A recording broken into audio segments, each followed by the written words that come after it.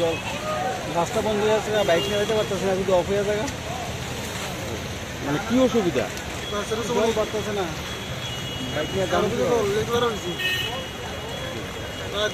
কোন জায়গা? Fire brigade এদিক দিয়ে জল আছে না?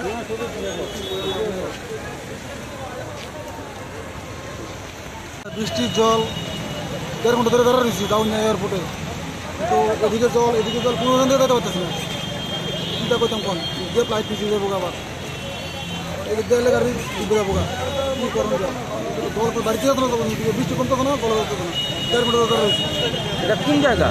এই তো প্যাসের সমনি এদিক দিয়ে ওবামা তো সামনের দিকে জল, সামনে জল, দুটো সমনি জল, সব দিকে জল।